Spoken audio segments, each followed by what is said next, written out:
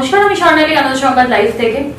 আজকে যাকে আড্ডায় সাথে নিয়ে বসেছি তিনি অভিনেতা সুমন্ত মুখার্জি। নমস্কার দাদা। নমস্কার। কেমন আছো বলো? চলছে সুমন্ত দার যে পরিচয়টা আমি দেব তার আগে সবার আগে যে কথাটা বলবো সেটা হচ্ছে থিয়েটার। থিয়েটার শব্দটা আজকের ইয়াং জেনারেশনের কাছে বোধহয় খুব একটা প্রাধান্য পায় না। আজকে ইয়াং জেনারেশনের কাছে অভিনয় কথাটার মানে হলো সন্ধ্যেবেলা সবাই টিভির সামনে বসবে, হয় মেগা সিরিয়াল হয় বড় পর্দায় দেখবে, হিরো হব। কিন্তু হিরোর ডেফিনেশনটা বদলে গেছে।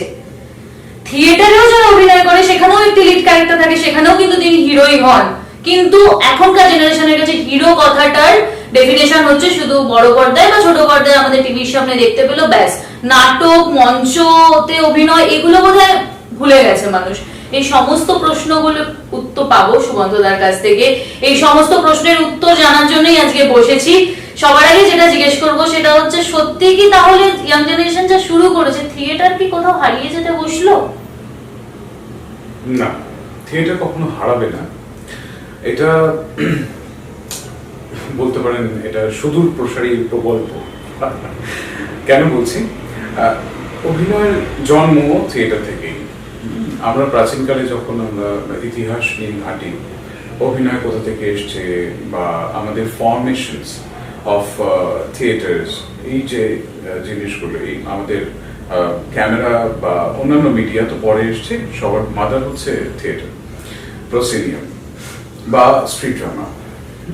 তো ইতিহাসকে তো আমরা ফেলে দিতে পারি না কোনোদিনই, ইতিহাসকে অস্বীকার করার জায়গায় নেই। আমাদের অভিনয়ে শুরুটাই হচ্ছে মঞ্চ বা থিয়েটার থেকে। হয়তো অন্যান্য কেউ হয়তো বিকল্প খুঁজে নিচ্ছে কোথাও কোথাও, বা অন্যভাবে তাদের কেরিয়ার স্টার্ট আপ করছে, বা তাদের যে দক্ষতাটা তৈরি হচ্ছে সেটা অন্য কোনো মিডিয়া থেকে তৈরি হচ্ছে, কিন্তু সেটা অ্যানাদার ম্যাটার। আমি যদি প্রাথমিকভাবে ধরে নিই আজকের যুগে দাঁড়িয়ে কতটা প্রাসঙ্গিক অভিনয়, থিয়েটার অভিনয় ক্ষেত্রে, প্রত্যেকটা মানুষকে আমার মনে হয় যে থিয়েটারটা দেখা উচিত এবং থিয়েটারটা করা উচিত। কোথাও না কোথাও গিয়ে প্রত্যেকটা মানুষের সাথে কিন্তু মিল রয়েছে মঞ্চের বা থিয়েটারের। আজকে আমরা দৈনন্দিন জীবনে যার সাথেই কথা বলি না কেন, যেখানেই যাই না কেন, যেই ধরনের লাইফ লিড করি না কেন, কোথাও না কোথাও আমরা কিন্তু অভিনয় করছি প্রত্যেকটা সময় দাঁড়িয়ে। তো আমরা কোথাও না কোথাও গিয়ে সবাই কিন্তু মানুষ, আর যারা অভিনয় করছে তারাও মানুষ, তারা কিন্তু এক্সেপশনাল নয়।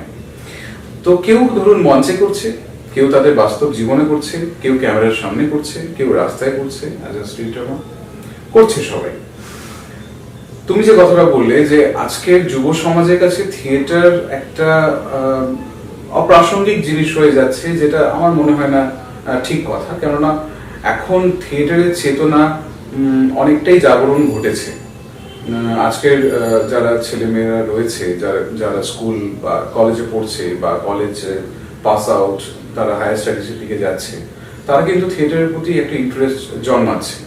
তারা কিন্তু কালচারটাকে বুঝছে যে আমি অভিনয় যদি করতে চাই, আমাকে যদি তৈরি হতে হয়, আমাকে থিয়েটারটা করতে হবে। কেননা এখান থেকে আমি একটা প্র্যাকটিক্যাল ভিউজ পাবো, আমি দর্শকের সাথে সরাসরি একটা ইন্টারাকশনের জায়গা পাচ্ছি, যেটা কিন্তু অন্যান্য মিডিয়া সম্ভব নয়। তো সেই জায়গা থেকে দাঁড়িয়ে আমি বলবো যে আজকের ডেটে যুব সমাজের কাছে থিয়েটার একটা বড় জায়গায় উন্নত হয়েছে। শুরুটা কি, শুরুর দিনটা মানে একদম প্রথম থেকে ইচ্ছা ছিল থিয়েটার করবে বা অভিনয় জগতে আসবে? না না না, একদমই আমার ইচ্ছা ছিল না, বা আমি ভাবিও নি যে আমি অভিনেতা হব। আমি ভেবেছিলাম হয়তো ফুটবলার হব। অ্যাকচুয়ালি আমি অভিনেতা আজ আমার হয়তো বাবা মার জন্যই। কেননা বাবা মা যদি আমাকে ছোটবেলায় আমাকে কোনো শিক্ষাঙ্গনে না নিয়ে যেতেন, অভিনয়ের শিক্ষাঙ্গনে, সেখান থেকে হয়তো আমি আজকে এখানে এসে দাঁড়াতে পারতাম না। তো আমাকে অনেক ছোটবেলাতেই আমার মা অভিনয় শিক্ষায় প্রদান করে বা একটা জায়গায় এনরোল করায়, ভর্তি করায়। সেখান থেকেই আমার প্রথম শিক্ষাগুরু হচ্ছে গণেশ মুখোপাধ্যায়, গণেশ দাদু বলতাম আমি অ্যাকচুয়ালি। তো আমার বাড়ি যেখানে ভবানীপুরে, তার ঠিক অপোজিটে গণেশ দাদুর বাড়ি ছিলেন। তো ওনার নাতির সাথে আমার ছোটবেলাটা কেটেছে খেলাধুলো করে। তো ওই খেলার ছলেই তখন শেখা, ভাষাবোধ, উচ্চারণ শুদ্ধি, এগুলো শেখা ছড়ার মাধ্যমে। তারপরে আস্তে আস্তে একটি দলে যোগ হওয়া, যেখানে সার্টিফিকেশন, একটা মানে সার্টিফাইড কোর্স করানো হতো, রোটারি ক্লাব অফ ক্যালকাটা। তো সেখানে আমি এনরোল হই। আমার তার সাথে সাথে আমার অঙ্কন প্রশিক্ষণ হয়, যোগ প্রশিক্ষণ হয়, কম্পিউটার প্রশিক্ষণ হয়, মানে এইসব আর কি। তো ওটা চলছিল, মানে থিয়েটারটা ওইভাবেই স্টার্ট। তারপরে আমার স্কুল লেভেলে আমি ভেবেছিলাম হয়তো আমি ফুটবলটা ভালো খেলতাম, ফুটবলটা নিয়ে আমি এগোবো।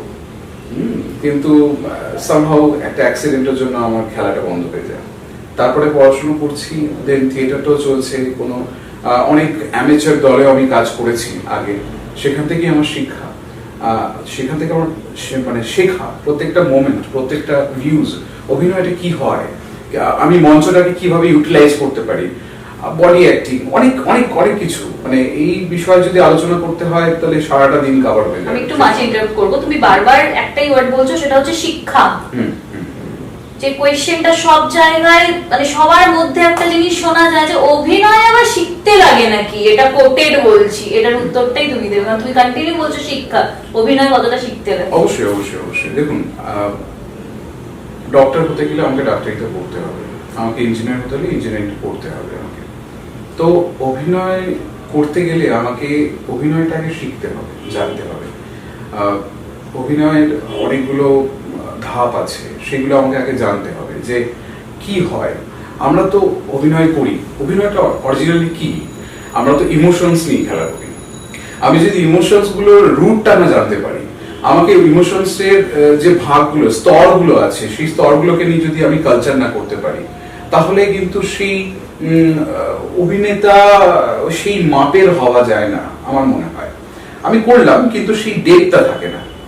তো সেটা যদি আমাকে ভাবতে হয়, সেই চেতনাটা আমার ভেতরে জাগাতে হয়, তাহলে আমাকে পড়তে হবে, আমাকে জানতে হবে, সেই সাবজেক্টটা আমাকে শিক্ষা নিতে হবে অবশ্যই। তো আমি যদি একটা কাজ, ধরুন যে কাজটা আমি করছি, সেই কাজটা আমি প্রপারলি জানি না, কিন্তু আমি করতে নেমে গেছি, সেই কাজটা কি প্রপারলি হবে? আপনার থিঙ্কিং অনুযায়ী কি বলে? হবে না, অবভিয়াসলি হবে না। আমি ডাক্তারিটা পড়িনি, আমি অপারেশন থিয়েটারে ছুরি কাঁচি নিয়ে একজন পেশেন্টকে অপারেট করছি, আমি কি পারবো? পারবো না, অবশ্যই পারবো না। আমাকে টেকনিকটা জানতে হবে, তার জন্যই আমাকে পড়তে হবে, আমাকে জানতে হবে, আমাকে শিখতে হবে। তাই জন্যই আমি বারবার এই কথাটাই ইউটিলাইজ করছি যে অভিনেতা হতে গেলে আমাকে আগে শিখতে হবে। তোমার থিয়েটারের একটা রিসেন্ট যেটা দেখলাম, সেটা হচ্ছে নোটবন্দি নিয়ে আমাদের একটা নাটক মঞ্চস্থ হয়েছিল, সেটা সম্বন্ধে একটু কিছু জানতে চাই। নোটবন্দি নিয়ে নাটক, এটা খুবই ভালো একটি নাটক আমার জীবনের আর কি। একটি ভালো স্ক্রিপ্ট, একটি ভালো চিত্রনাট্য আমার জীবনে এসেছিল, খুব ভালো। আমি খুব হ্যাপি ছিলাম সেই সময় যখন এই প্রোডাকশনটা চলছিল আর কি। এখন একটু স্টপ আছে কিছু রাজনৈতিক কারণে। তো বেসিক্যালি নোটবন্দি নিয়ে যে নাটকটি, সেটি ভাবনা হচ্ছে মিস্টার অমলেন্দু চট্টরাজ, ডিরেক্টর অমলেন্দু চট্টরাজ। উনি এই নাটকটা সম্পর্কে ভাবেন, আমার সাথে শেয়ার করেন প্রথমেই যখন এই সাবজেক্টটা নিয়ে কাজ করেন। কেননা এই সাবজেক্ট এমন একটা সাবজেক্ট যেখানে কিন্তু প্রত্যেকটা সমাজের প্রত্যেকটা স্তরের মানুষ এফেক্টেড হয়েছিলেন কোনো না কোনো ভাবে। তো সেই সময় দাঁড়িয়ে আমি অমলেন্দুবাবু আমাকে বলেছিলেন যে এই ধরনের একটা সাবজেক্ট নিয়ে আমি কাজ করবো, একটা কন্ট্রোভার্সিয়াল সাবজেক্ট যেখানে বিভিন্ন রকম বাধা আসতে পারে ভবিষ্যতে গিয়ে। কিন্তু আমি যখন পড়লাম স্ক্রিপ্টটা, সত্যি অসম্ভব সুন্দর একটি স্ক্রিপ্ট, এবং একটি নতুন দল ফর্ম করা হলো, সায়ান আর্ট অ্যান্ড থিয়েটার, এই নাটকটির জন্য। এবং আমরা এখনো পর্যন্ত অন্যান্য প্রযোজনা করছি এই সায়ান আর্ট অ্যান্ড থিয়েটারে, কিন্তু প্রথম প্রযোজনা হচ্ছে কিংশুক বলে একটি নাটক। এই কিংশুক নাটকের প্রধান চরিত্রে আমি মুখ্য চরিত্রে আমি অভিনয় করতাম, কিংশুক বলে যে চরিত্রটি সেটি করতাম। আমি খুবই মানে আপ্লুত, খুবই হ্যাপি যে ওই চরিত্রটা করতে পেরে। কেননা এত শেড, এত বিভিন্ন ধরনের খেলা আছে এই চরিত্রটার মধ্যে, ওঠা পড়া ভাঙা গড়া সবকিছু এই চরিত্রটার মধ্যে রয়েছে। তো খুব ভালো একটা এক্সপিরিয়েন্স আমার জীবনের। তুমি হিন্দিতেও নাটক মঞ্চস্থ করেছো, অভিনয় করেছো, সেই এক্সপিরিয়েন্সটা দেখুন, হিন্দিতে ব্যাপারটা হচ্ছে হিন্দির নাটক বাংলা নাটক এটা শুধুমাত্র ভাষার ডিফারেন্স, চিন্তা ভাবনা কিন্তু একই থাকে। যারা নাট্যকার বা যারা নাটক লেখেন তারা কিন্তু একটা স্ক্রিপ্ট তৈরি করেন, তাদের গতানুগতিক তাদের একটা চিন্তা ভাবনা রয়েছে সেখান থেকে দাঁড়িয়ে। আজকে আমি একটা মিডিয়াতে কাজ করছি, ধরুন টেলিভিশন মিডিয়া, সেটা আলাদা একটা টেকনিক, থিয়েটার একটা আলাদা টেকনিক, কিন্তু হিন্দি মিডিয়াম আর বাংলা মিডিয়ামের মধ্যে তফাৎ কিছু নেই। হয়তো জায়গার পরিবর্তিত হয়, আমাকে বাইরে গিয়ে কাজটা করতে হয়, যেখানে কলকাতায় থেকে সেই কাজটা আমি করতে পারি না, হয়তো দিল্লি গিয়ে কাজটা করেছি, কিন্তু চিন্তা ভাবনা যার যার যেরকম আর কি, কিন্তু মানের দিক থেকে দুটোই কিন্তু সমতুল্য, কোনোটাই ছোট কোনোটাই বড় নয়। হিন্দি বলে যে বড়, বাংলা বলে যে ছোট, একদমই নয়। তাই বলে কি আমি বাঙালি কোনো ডিরেক্টরকে ডিসরেসপেক্ট করবো না, একদমই নয়। তাদের চিন্তা যথেষ্ট উন্নত মানের, আর হিন্দি যারা স্ক্রিপ্ট করেন তাদের চিন্তা যথেষ্ট উন্নত মানের। কালচারটা একটু ডিফারেন্ট হয় অবশ্যই, কেননা ধরুন রাজস্থানে আমি ধরুন গেলাম, সেখানকার কালচার একরকমের, কলকাতার কালচার একরকমের, দিল্লির কালচার একরকমের, হরিয়ানার কালচার একরকমের, তারা বিভিন্ন ভাবে অন্যভাবে একটু চিন্তা করে। কিন্তু আমি ধরুন চরিত্রটা করছি, আমার দায়িত্ব সেই কালচারটাকে অ্যাডপ্ট করে আমি ওই চরিত্রটাকে হয়ে উঠবো, সেটা একজন অ্যাক্টরের জব, রেসপন্সিবিলিটি। বড় পর্দাতেও কাজ করেছো তুমি এবং এখনো করে যাচ্ছ। প্রথমে বলো কি কি কাজ করেছো, সেটা একটু দর্শকদের সাথে শেয়ার করো, যদিও আমি জানি তাও। বড় পর্দায় আমার প্রথম ডেবিউ ছবি হচ্ছে দাজিন, 2014 সালে ছবি। সেই ছবিটা একটা মেটা ন্যারেটিভ স্ট্রাকচারে তৈরি। ছবিটা গতানুগতিক ভাবে যে ধরনের ছবি তৈরি হচ্ছে বাংলায়, তার থেকে একটু অন্য ধারার ছবি। একটি তত্ত্বের উপরে আধার করে এই ছবিটি তৈরি হয়েছিল। ছবিটি ইন্টারন্যাশনাল ফিল্ম ফেস্টিভ্যালে গোটা 46টি নমিনেশনস পায় এবং 18টা অ্যাওয়ার্ড পায়। তার জন্য আমিও 2টি অ্যাওয়ার্ড পাই বেস্ট অ্যাক্টর হিসেবে 2016-15-তে। তো সেই সময় দাঁড়িয়ে ছবিটি করার সময় আমাকে, এই ছবিটির ডিরেক্টর হচ্ছেন মিস্টার শৈলী ভৌমিক, তো উনি আমাকে নির্বাচন করেন এই চরিত্রটির জন্য, মেইন প্রোটাগনিস্টের চরিত্রে, এবং অনিকেত বলে একটি চরিত্র। তো চরিত্রটা করে সত্যি আমি খুব মানে হ্যাপি, মানে এই ধরনের একটা এক্সপেরিমেন্টাল ক্যারেক্টার করতে পেরে সেই সময় দাঁড়িয়ে। এবং অনেক কিছু জানা গেছে, অনেক কিছু যেই ধরনের পড়াশোনা আমার ছিল না, এই ছবিটা করতে গিয়ে আমাকে ওই ধরনের পড়াশোনা করতে হয়েছে। বিভিন্ন বিষয় নিয়ে, সাইকোলজি বলুন বা বিভিন্ন এক্সিস্টিজম বা সারিয়ালিজম, এই ধরনের কিছু স্ট্রাকচার নিয়ে আমাকে রেডি হতে হয়েছে। আমার সেকেন্ড ছবি হচ্ছে মিস্টার অরুণ রয়ের চোলাই। আমার থার্ড ছবি হচ্ছে আমসূত্র, মিস্টার শরৎ কুমার মণ্ডলের। এই 3টি ছবি আপাতত করেছি, এবং তারপরে একটি ছবি হয়েছে মিস্টার মানুষ তালুকদারের আগন্তুক বলে। সেই ছবিটি এখন পোস্ট প্রোডাকশনে রয়েছে, আপনাদের সামনে খুব তাড়াতাড়ি আসবে। এই ছবিটির বিষয়টা খুব ইন্টারেস্টিং। এই ছবিটির বিষয়টা এখনই আপনাদের বলবো না, তাহলে আপনাদের সারপ্রাইজটা দিতে পারবো না। আপনারা দেখবেন ছবিটি, কেমন লাগলো আপনাদের, অবশ্যই ভালো লাগবে আই থিঙ্ক। অপেক্ষায় আছি আমিও আপনাদের মতো। রিসেন্ট তোমার একটা শর্ট ফিল্ম আসতে চলেছে, ব্রোকেন কোলাজ, এটার ব্যাপারে যদি একটু কিছু বলো। ব্রোকেন কোলাজ শর্ট ফিল্ম হলেও মনে দাগ কেটে যাবে, কিন্তু খুব বড় হবে, এটা আমার বিশ্বাস। এটা ডিরেক্টর মিস্টার তাপস দাস, খুব ভালো ছেলে, ইন্ডাস্ট্রিতে প্রচুর কাজ করছে রানিং, এবং ও মেগা সিরিয়াল করছে, মেগা সিরিয়ালের এডি অ্যাসিস্ট্যান্ট ডিরেক্টর হিসেবে কাজ করছিল। তাও কোথাও একটা খিদে থাকে মানুষের যে কিছু ভালো কাজ করার। আবার অনেকটা সময় দেখবেন যারা ভালো কাজ করতে চায় অনেক সময় সুযোগও পায় না ভালো কাজ করার, কিন্তু ও নিজের অধ্যাবসায়, নিজের প্রচেষ্টায় এই শর্ট ফিল্মটা করে। এবং ওর প্রথম শর্ট ফিল্ম হচ্ছে মাদারহুড বলে, সেখানে মানে প্রচন্ড একটা ভালো ফিল্ম, ভালো মুভি, শর্ট ফিল্ম অবশ্যই, কিন্তু ছবিটির মধ্যে যে মেসেজটা আমাদের দেওয়া হয়েছে সত্যি খুব ভালো। মানে আপনারা যদি মাদারহুড দেখে থাকেন, এটি অ্যামাজনে আছে এখন, সার্ভ করলে হয়তো পাবেন, বা ওটা ট্রেলারটাও পেয়ে যাবেন ইউটিউবে।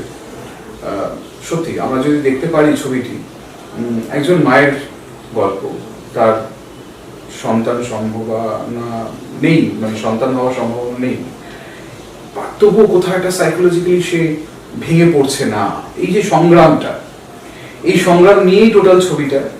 খুব মানে স্বল্প দৈর্ঘ্যের একটি ছবি, 15 মিনিটস অনলি। অনেকগুলো অ্যাওয়ার্ডও পেয়েছে ছবিটি। আমাদের খুব চেনা পরিচিত একজন অভিনেত্রী রায়তি ভট্টাচার্য এই ছবিতে প্রোটাগনিস্টের ক্যারেক্টার করেছে। খুব ভালো অভিনয় করেছে এবং খুব ভালো নয় পরে মানে অ্যাকচুয়ালি থিয়েটারের মেয়ে। তো ওর সেকেন্ড ছবি হচ্ছে বকেন কোলা, যে মানে যে ছবির প্রোটাগনিস্ট আমি। এবং আমার সাথে আমার মেয়ের যে চরিত্রটি করেছিল শিশু শিল্পী, অসম্ভব ভালো, অসম্ভব ভালো। মানে এটা আপনাদের সামনে আসলে আপনারা তো দেখতে পাবেন ছবিটা। আশা করি ভালো লাগবে আপনাদের। অলরেডি এখনো পর্যন্ত 3টি শর্ট ফিল্ম ফেস্টিভ্যালে গিয়েছিল, সেখান থেকে 3টে থেকে অ্যাওয়ার্ড পেয়েছে, আরো পাবে আশা করি ভবিষ্যতে। তুমি মঞ্চে অভিনয় করছো, একই সাথে বড় পর্দা টিভির পর্দায় তোমাকে দেখা যাচ্ছে, দুটোর মধ্যে তফাৎ কি? মানে থিয়েটার আর নর্মাল যদি আমি টেলিভিশন মিডিয়া বলি, তো দুটোর মধ্যে তফাৎ কি? মানে অভিনয়ের সব দিক থেকে অভিনয়ের তফাৎ বলে তো কিছু হয় না। ধরুন একটা রেডিওকে যদি আমি ধরুন গড়ের মাঠে চালাই আর একটা বদ্ধ ঘরে চালাই, তাহলে রেডিওর যে কোয়ালিটি বা অডিও কোয়ালিটি সেটা কি ডাউন হবে? হবে না, একই থাকবে। খালি শুধুমাত্র আমাকে ভলিউমটা আপ আর ডাউন করতে হবে। ধরুন মাঠে চালালে আপ করতে হবে, ঘরে চালালে ডাউন করতে হবে। তো এটাও তাই, একই জিনিস, অর্থাৎ টেকনিক্যালি কিছুটা আলাদা। ধরুন মঞ্চে আমাকে অনেকজন দর্শকের সামনে পারফর্ম করতে হচ্ছে, তো আমাকে সেইভাবে সেই টেকনিক্যালি আমাকে তার লাউড একটু লাউড ভয়েস অর একটু লাউড এক্সপ্রেশনস অর সামথিং, সব কিছুই, বা সেটা না করলেও চলে কোনো কোনো সময় ক্ষেত্রে। এটা ডিপেন্ড করে যে ডিরেক্টর আছেন তার মতো করে আমাদের তো চলতে হয়। তো উনি যদি চান তাহলে আমাকে সেইভাবে করতে হবে অবশ্যই। কিন্তু অভিনয়ের ডিফারেন্স বলে কিছু হয় না, অভিনয়টা অভিনয় থাকে। সাধারণ মানুষ আর অভিনেতা বা অভিনেত্রী, কোথাও কি একটা লাইন আছে? লাইন একটা থাকে, মানে সাধারণ মানুষের কাছে অভিনেতা বা অভিনেত্রী মানে বেরোলো বাড়ি থেকে, গাড়ির দরজা খোলা রয়েছে, বাড়িতে ঢুকে গেল, অভিনেতা হতে গেলে আমাদের মানুষের মাঝখানে থাকতে হবে, কারণ আমাদের কাজটাই হচ্ছে মানুষের ইমোশনকে নিয়ে খেলা করা। আমাদের মানুষের দৈনন্দিন জীবনে তাদের জীবনযাপনের মধ্যে যে শিক্ষাগুলো আমরা নিই, সেইগুলো আমাদের শেখার বিষয় প্রত্যেকটা অভিনেতাদের। যদি আমি মানুষের সাথে না মিশি, মানুষের মাঝখানে না থাকি, তাহলে কিন্তু প্রত্যেকটা মানুষ এক একটা চরিত্র, সেই চরিত্রগুলোকে কিন্তু আমি অ্যাডপ্ট করতে পারবো না বা আমি রিয়েলাইজ করতে পারবো না। তো সেখানে দাঁড়িয়ে আমি একটা মানুষের থেকে দূরত্ব তৈরি করে দিলাম নিজের ভেতরে, তাহলে আমাদের মেইন কাজটা হচ্ছে থট প্রসেস। তাহলে সেই থট প্রসেসের মধ্যে কোথাও একটা ঘাটতি ঘটবে। আমাকে আমার মতো করে ভাবতে হবে, যেটা একটা চরিত্র, যে ধরুন যেই চরিত্রটা আমি করছি, ধরুন একজন মাঝির চরিত্র আমি করছি, সেই মাঝিটা ধরুন আমাকে দেখলো কোনো পর্দায় বা কোনো মঞ্চে, সেই মাঝিটা কিন্তু তার সাথে আমাকে রিলেট করতে পারবে না। আমি যদি সেই মাঝিটাকে চিনি বা তার সাথে মিশি, তার সাথে কথা বলি, তার সাথে দুদিন কাটাই বা একদিন কাটাই, তাকে আমি ওয়াচ করি, আমি কিন্তু তাকে অ্যাডপ্ট করতে পারবো। তার চলা ফেরা, হাঁটা, তার মুভমেন্টস, তার লাইফস্টাইল, তার খাওয়া দাওয়া, তার ঘুমানো, সবকিছু আমি অ্যাডপ্ট করতে পারবো এবং অনেকটা ডিটেলে হবে। এটাই হচ্ছে ব্যাপার, যে একজন অভিনেতাকে সবসময় মানুষের মাঝে থাকা উচিত। এই ডিফারেন্সটা কখনোই ক্রিয়েট করা উচিত না। হ্যাঁ, কিছু বাউন্ডিংস থাকে অবশ্যই। আমি বলবো না যে সবসময় একজন অভিনেতাকে মানুষের সাথে বা মানুষের কাছেই থাকতে হবে, এরকম নয়। সাথে বা কাছে না থেকেও অনেক সময় এই অ্যাডপ্টেশনের ব্যাপারটা বা ওয়াচ করার ব্যাপারটা করা যায়, সেটা টেকনিক্যালি। কিন্তু প্রাথমিকভাবে যারা ধরুন আজকে শুরু করছে তাদের কেরিয়ার, বা আজকের ছেলেমেয়েরা আসছে নতুন, তাদের কিন্তু ওই তকমাটা লাগালে হবে না যে আমি স্টার হয়ে গেছি। আজকে কিন্তু তাদেরকে মাঝখানে থাকতে হবে, তাদেরকে বুঝতে হবে, তাদেরকে এখনো শিখতে হবে, তাদের প্রচুর কিছু শেখার আছে। আর যারা একটা জায়গায় পৌঁছে গেছেন তারা আশা করি তাদের এই যে কোর্সটা ওনারা কমপ্লিট করেই তারপর কিন্তু ওই জায়গাতে রিচ করেছেন। তার জন্যই কিন্তু আজকে তাদেরকে আমরা চিনি, তাদেরকে নিয়ে কথা বলি, তাদেরকে নিয়ে আমরা কালচার করি, তারা আমাদের ফ্রন্ট ফেসে আছে, বিকজ তারা এই জিনিসটাকে নিয়ে কালচার করেছেন আগে, তাই না? তো এরকম কোনো ম্যাটার নেই যে অভিনেতাকে একটা আমাদের পার্সোনালিটি মেনটেন করে চলতে হবে, সবার মাঝখানে থাকতে হবে। আই থিঙ্ক আমাদের টলিউড ইন্ডাস্ট্রি বা কলকাতায় যদি শোনা যায়, সেটা সবসময় শোনা যায় যে অভিনেতাদের ক্ষেত্রে যতটা বলবো তার থেকে বলবো অভিনেত্রীদের ক্ষেত্রে যে ট্যালেন্টটা দেখা হয় না। সত্যি সমস্ত জায়গায় শোনা যাচ্ছে কলকাতায় ইন্ডাস্ট্রি ট্যালেন্ট দেখে না, দেখে সে কতটা পার্সোনালি কম্প্রোমাইজ করতে পারবে। থিয়েটারের ক্ষেত্রেও কি একই ব্যাপার? না, এটা শুধু শোনার ক্ষেত্রে, মানে এটা শুধু শোনা কথা, কেউ কিন্তু প্র্যাকটিক্যাল ইউজটা জানে না। কম্প্রোমাইজ কথাটা কিন্তু অনেক একটা বড় শব্দ, সেই শব্দটা আমি কোন জায়গায় কোন ক্ষেত্রে ইউজ করছি সেটা ডিপেন্ড করে।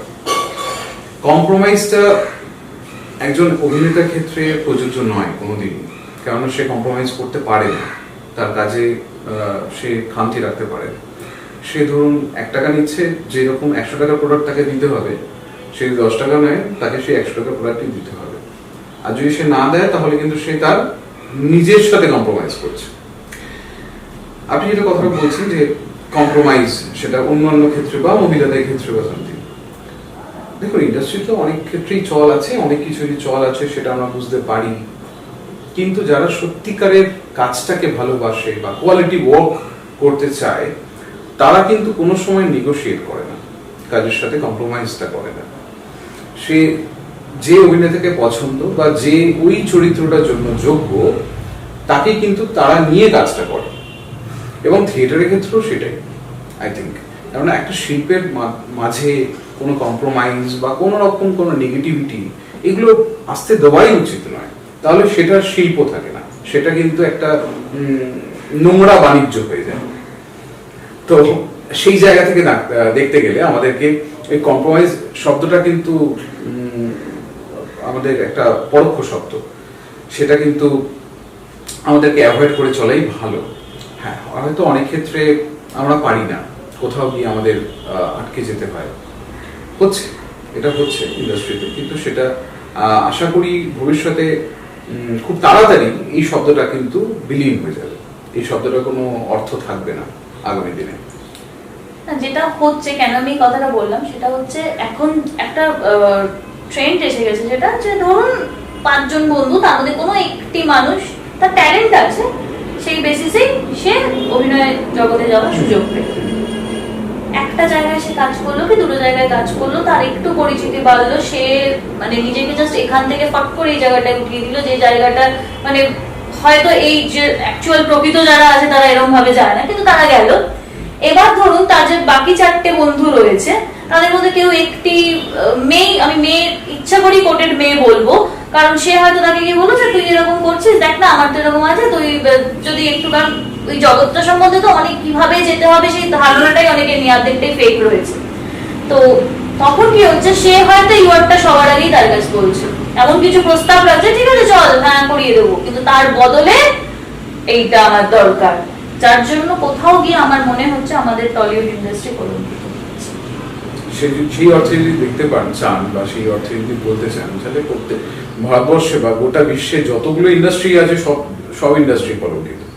এর থেকে বাইরে এই ধরনের মানুষ বা এই ধরনের কালচার প্রত্যেকটা জায়গাতেই রয়েছে, শুধুমাত্র আমাদের অভিনয় জগতে নয় বা আমাদের ফিল্ম ইন্ডাস্ট্রিতে নয়, প্রত্যেকটা ইন্ডাস্ট্রিতে রয়েছে। কিন্তু যারা যারা এই জায়গাটা বা এই শব্দটা বা এই ধরনের সিচুয়েশন থেকে অ্যাভয়েড করে চলতে পারবে, তারাই কিন্তু অ্যাচিভ করতে পারবে জায়গাটা কোথাও না কোথাও গিয়ে।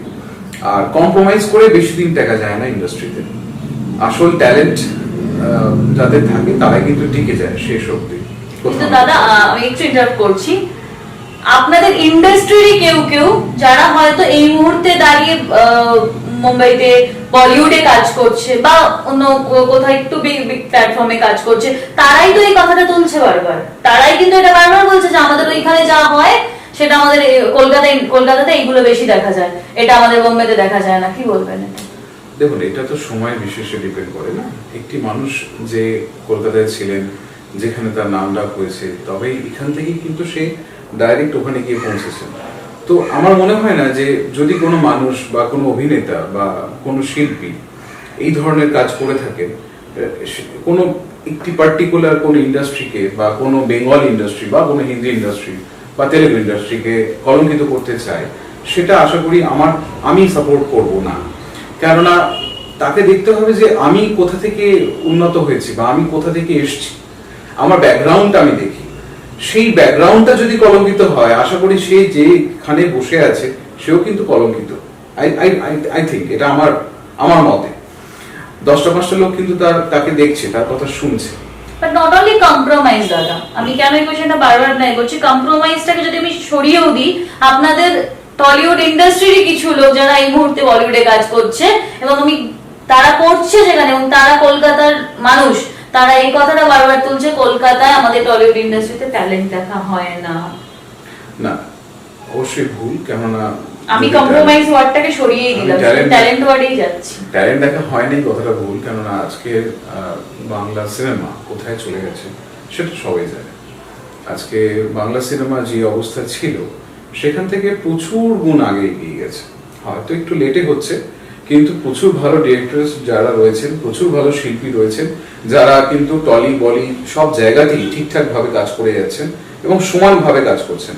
এবং আমি যদি বলতে চাই যে বলিউডের একাংশ, মানে বেশিরভাগ অংশটাই, ধরুন 100%-এর মধ্যে 80% বা 70% আমাদের বাঙালি রয়েছেন, তারা কাজ করছেন। তারা কিভাবে করছেন? তাহলে শিল্প বা শিল্পীর মর্যাদা কখনো হানি হয় না। অরিজিনাল ট্যালেন্ট ভালো কাজ করবে, এটা আমার বিশ্বাস। সেটাই তো, তারা যখন ওখানে যাচ্ছে তারা কিন্তু ওই কথাটাই বলছে যে আমরা কলকাতা থেকে এখানে চলে এলাম, কারণ আমাদের কলকাতা মর্যাদা দেয়নি। বলি আমাদের মুম্বাই আমাদের সেই মর্যাদাটা দিচ্ছে।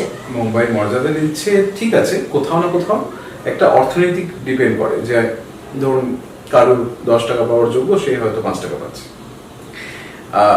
আমরা বেঙ্গলি যে ইন্ডাস্ট্রি, সেটা একটা রিজিয়নাল ইন্ডাস্ট্রি। শুধুমাত্র আমরা পশ্চিমবঙ্গ, যেটা আমাদের রাজ্য, সেই রাজ্যেই কিন্তু বেঙ্গলি ইন্ডাস্ট্রির একটা কদর আছে বেশিরভাগ। কিন্তু যখন আমি হিন্দি ইন্ডাস্ট্রিতে কাজ করতে যাচ্ছি, সেটা কিন্তু ন্যাশনাল ওয়াইজ হয়ে যাচ্ছে। তো আমার যে দর্শক অনেকটা বেশি বেড়ে যাচ্ছে, আমার যে পরিধিটা, সেটা কিন্তু আমার চেনা পরিচিতির পরিধিটা অনেকটা বড় হয়ে যাচ্ছে। তো সবাই কাজ করতে চায় আমার বড় পরিচিতিতে আমি কাজ করব, ছোট পরিচিতিতে কাজ করব না। কিন্তু সেই শিল্পী যখন ইন্ডাস্ট্রিতে আসছে বা কাজটা শিখছে, সেই রিজনাল জায়গা থেকেই কিন্তু একটা বড় জায়গায় যাচ্ছে। তাকেও সেটা মাথায় রাখতে হবে এবং তাদেরকে এই শিক্ষাটা অন্তত নিতে হবে, বা তাদের থেকে এইটুকুনি আশা করাই যায় যে ওই আমার ব্যাকগ্রাউন্ডটা কি, আমি কোথা থেকে এসেছি, এটুকুনি ভদ্রতা তাদের থেকে আশা করাই যায়। অনেকগুলো শেডে কাজ করেছো, কখনো থিয়েটার, কখনো টিভির পর্দা, নেগেটিভ এসছে, পজিটিভ এসছে, অনেক রকম শেড এসছে।